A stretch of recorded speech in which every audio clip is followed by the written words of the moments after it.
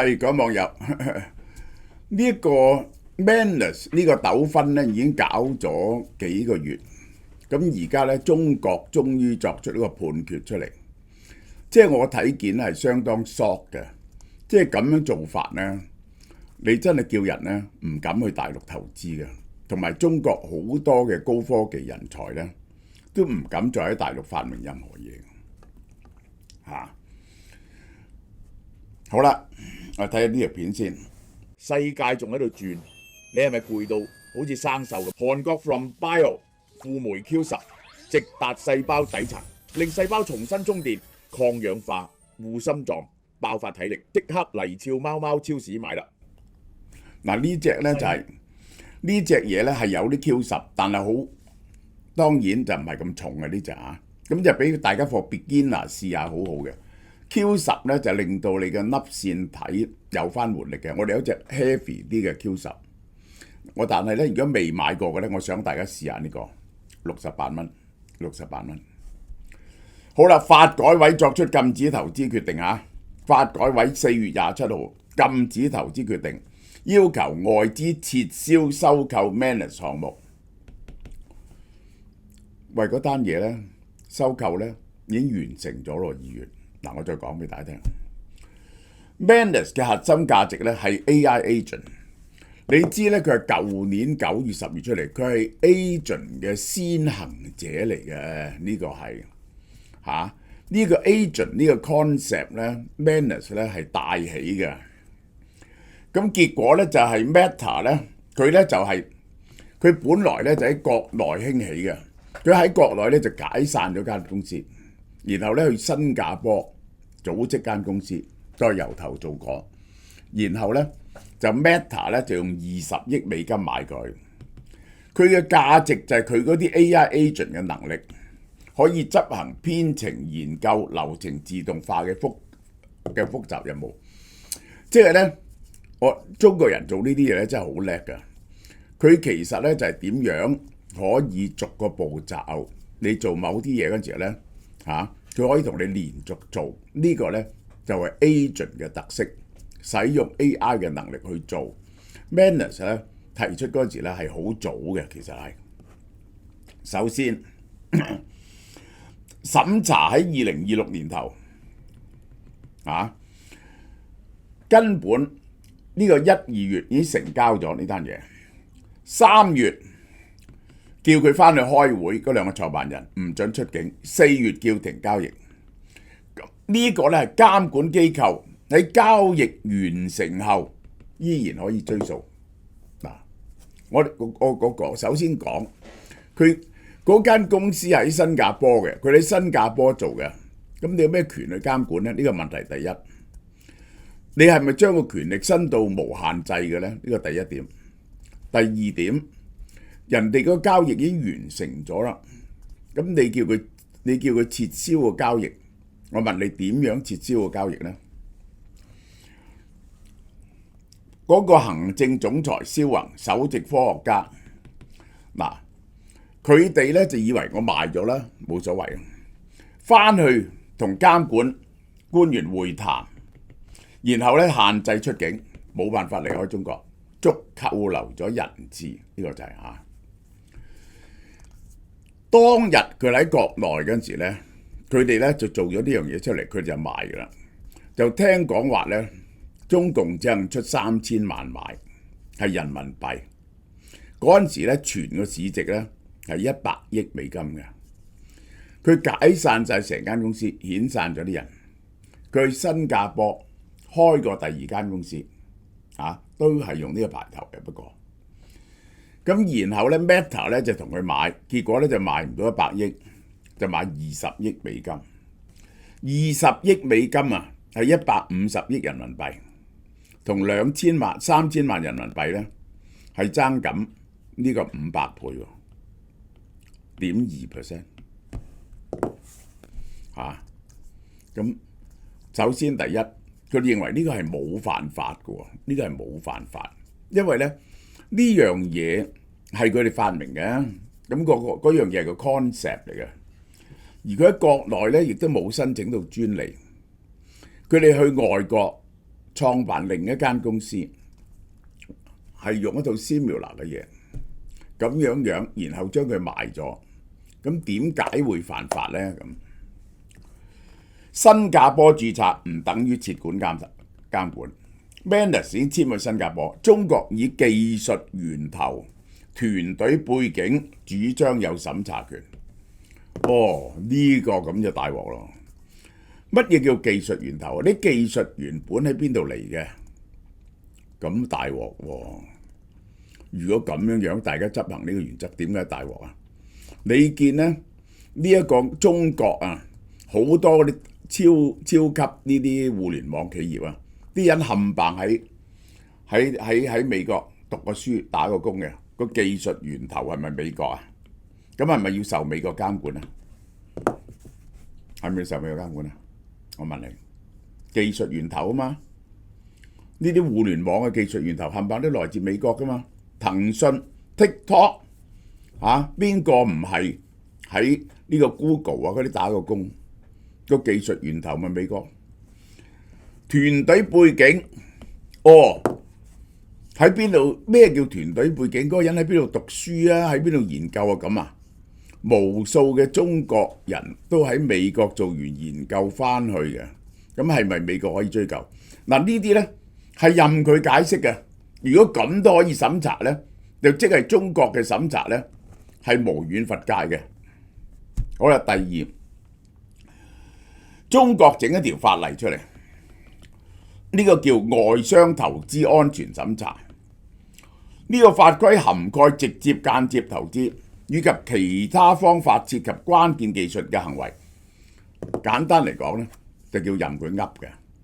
而咧佢呢個法規咧係遲過人哋個成交嘅，咁咧就夾硬追溯嘅，呢個就係法例範圍廣泛，靈活伸展到 AI 互聯網關鍵技術領域，去到有幾多邊啲要管，邊啲唔管咧？咁嗰個人喺呢個中國，譬如北大、清華，跟住去美國讀書，然後咧就係整咗個 startup。咁係咪要受中國管啊？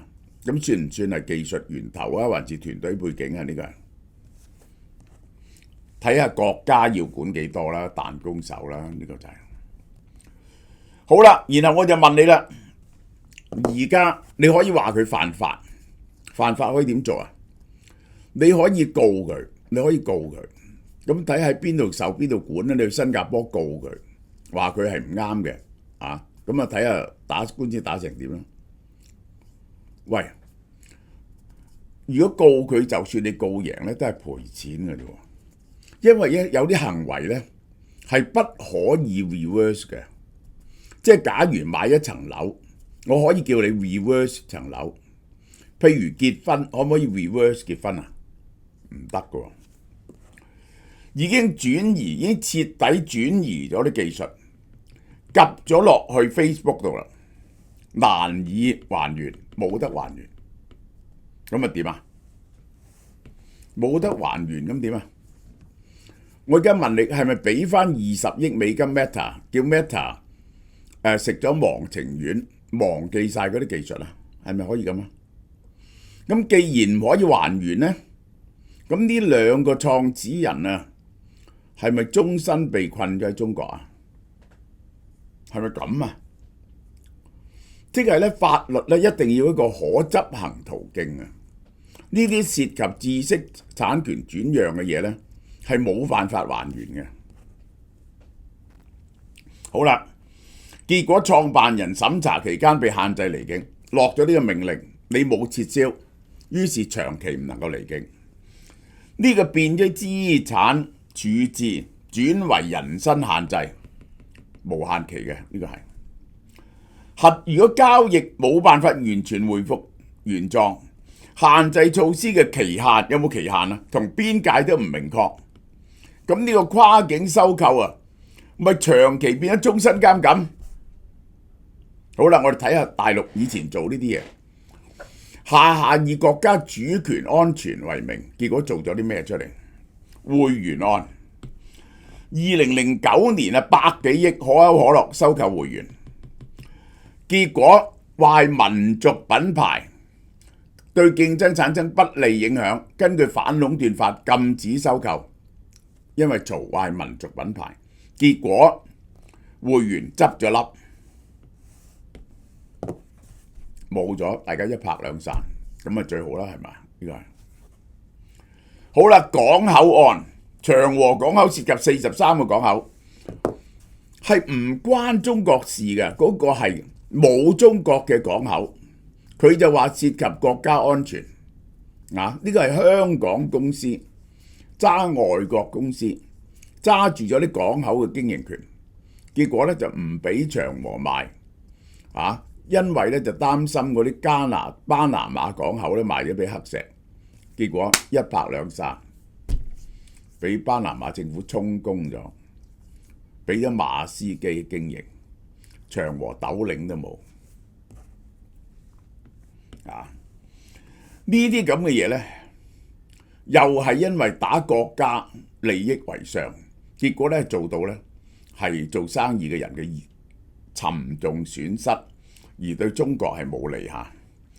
螞蟻案2020年上市前夕叫停，涉及370億美金，好大嘅將近3000億。然後滴滴案去美國上市之後調查要退市，罰12億美金，好大鑊。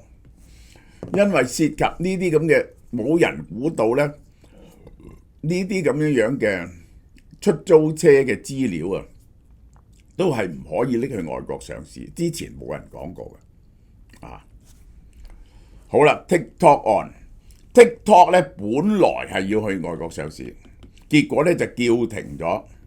TikTok 唔可以去外國上市。